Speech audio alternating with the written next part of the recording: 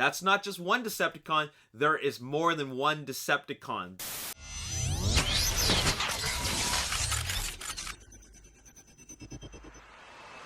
What's up, Ragin Nation? How's it going? This is Alex Yu, and you're watching Bumblebee's Journey. This is just a web series where we're talking about the Bumblebee solo film in the Transformers Cinematic Universe. This is episode number 6, and in this episode, we're going to start off with the confirmation that Hailee Steinfeld is now going to be playing the lead in the Bumblebee solo film, which is titled Transformers Bumblebee.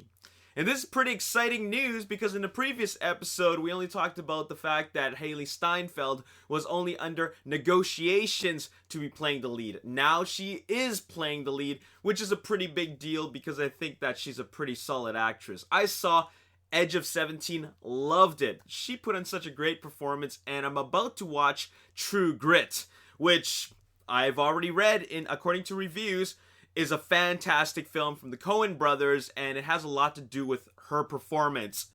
And when speaking to B96.com, she mentioned that they're going to be filming pretty soon. She says, so it is a spin-off to Transformers, and we start shooting in a couple of weeks.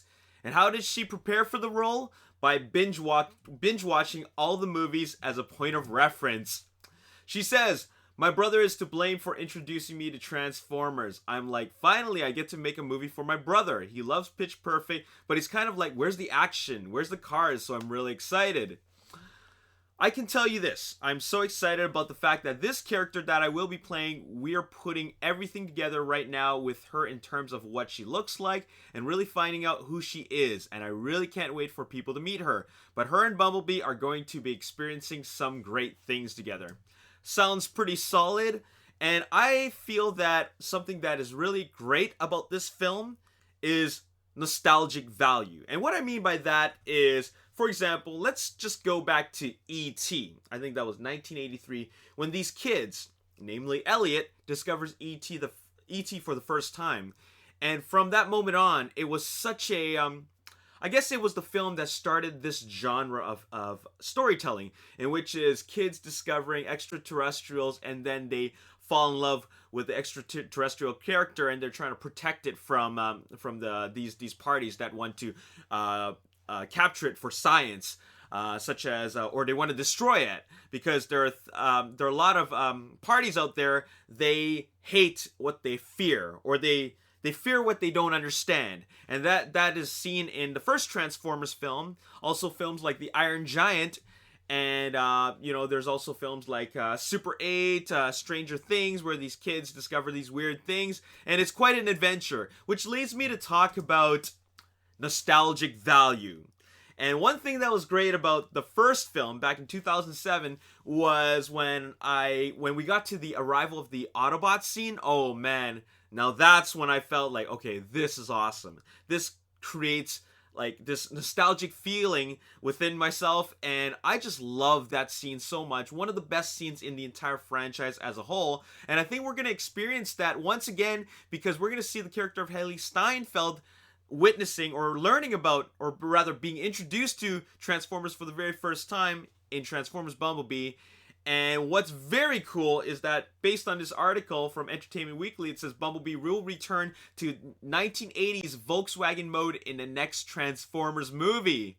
Well, that's pretty awesome. I don't know if this is entirely a confirmation, but I always said that, look, if they're going to set it in the 1980s, then they need to make Bumblebee as a Volkswagen Bug. This is an opportunity that they should not miss out on. And here's where it says right here, you might even see a Volkswagen Bug. Transformers producer Lorenzo de Bonaventura says, you never know. Now that isn't exactly a confirmation, and he's not saying that you might see Bumblebee as a Volkswagen Bug. He's just saying you might see a Volkswagen Bug.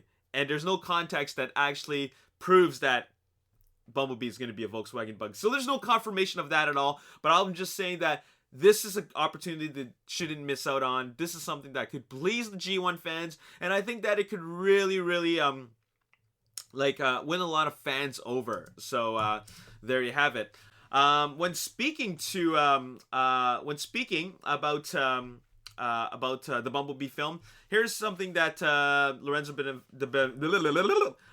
de Bonaventura had to say about Bumblebee. It's the story of a 18-year-old girl who, through a series of events, she and Bumblebee find each other and they make each other whole. Bumblebee's a very loving character. He's got a lot of heart. So, of course, the idyllic life of these two is interrupted by the evil Decepticons. And how are they going to be able to deal with the problem without Optimus and without everybody else? Now, this is a pretty interesting quote, mainly because he mentions that there's going to be evil Decepticons in there as a plural. That's not just one Decepticon. There is more than one Decepticon. Decepticons.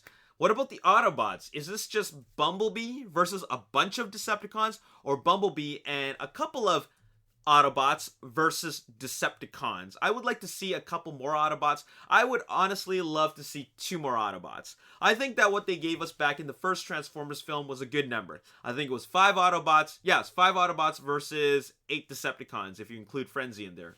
Of course, we would include Frenzy. He's a Decepticon. But anyways, that's a good number. 5 on 8, they were at a numerical disadvantage, but they still prevailed in the end. I thought that, if they have Bumblebee versus a couple of Decepticons, I just think that, man, wouldn't it be great to add a couple more Autobots, especially in their 1980s vehicle modes? That would be awesome. So if they add 3 Autobots, like Bumblebee and 2 other Autobots, then they would have to give the Decepticons a numerical advantage, which means that it's probably going to be 5 or 6 Decepticons. I'm not going to get my hopes up too much. But the fact is that these are 1980s vehicles. These are not expensive $1 million vehicles that Michael Bay would use in a big budget, $200 million budget Transformers film. They're going to bring the budget way down, especially when using cheaper cars. So therefore, I think it's a great opportunity to make a much tighter Transformers film with a more cohesive story. So there you have it.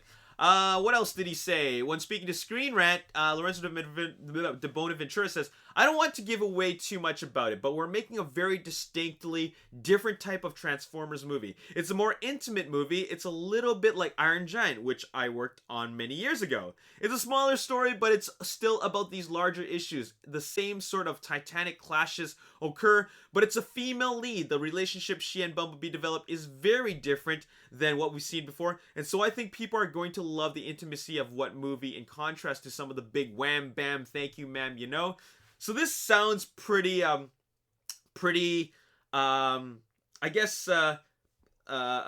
pretty promising to me. I like what I'm hearing so far because it's a smaller film, but it's got larger issues. They're still gonna have the big action, but it's a smaller film. And it's more character driven, as you can already tell. After all, Lorenzo de Bonaventura was the producer on a great animated film called The Iron Giant, and I thought that was great. If he is somebody who is bringing that inspiration from Iron Giant into this film, I think we could have a really, really great film.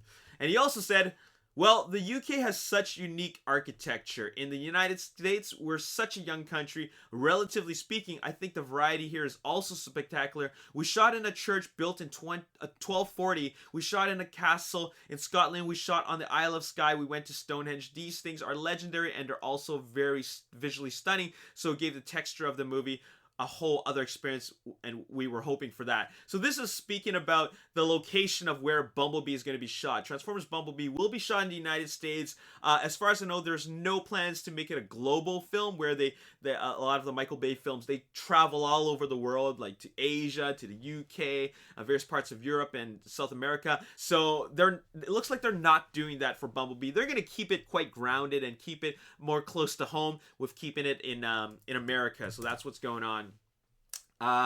So like I said before, he was somebody who worked on The Iron Giant, which is a great film, but now it is confirmed that the film is specifically taking place in 1985, which is a great time. First of all, it's the 80s, but it's only 1 year after the Transformers Generation 1 came out. When speaking to Collider, here's what he had to say. I know we're doing a spin-off first in the Bumblebee movie, and that is a very distinctive departure from what we've seen so far.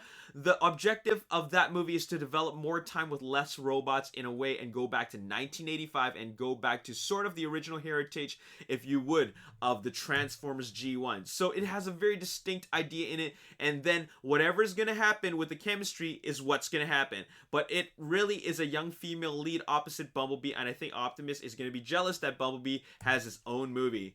There are dramatically less Transformers. We hired purposely Travis Knight, who is a very distinct filmmaker. You can't compete with Michael. You're going to lose. And also, I think the audience wants something different all the time. Let's keep them interested. They're going to get a very emotionally complex story, a very tight story in terms of its location and in terms of its storytelling. In fact, it reminds me a little bit of Iron Giant years ago when I did that movie at Warner Brothers. It just reminds me a little bit of where it was very contained and yet it didn't feel small. So once again, like I said before, it feels very promising about what Lorenzo de Bonaventura has been saying about this film.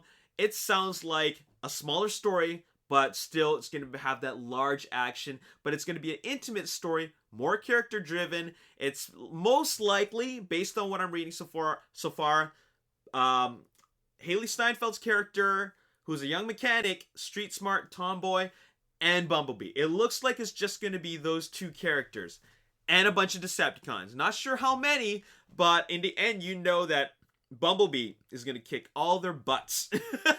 So that's what's going to happen. I'm pretty sure of that. I'm just curious, if Bumblebee is the only Autobot in it, then which Decepticons is he going to fight? That's going to be pretty interesting, because a lot of the Decepticons back in G1 were characters like Starscream and Thundercracker and Skywarp and Reflector, Soundwave. You know what I'm saying? Like, I'm pretty sure they're not going to include Megatron, because Megatron is going to be, you know, he should be the one fighting Optimus. But that's just a much larger story. I think this is more like the Decepticons who have a real personal issue with Bumblebee. But anyways, really excited about this film. I'm thinking that this film could be a really, really great film, because I like the smaller scale. We've seen the larger scale before. You know, Michael Bay, big car chases, big explosions, big final battle at the end. He's always doing that.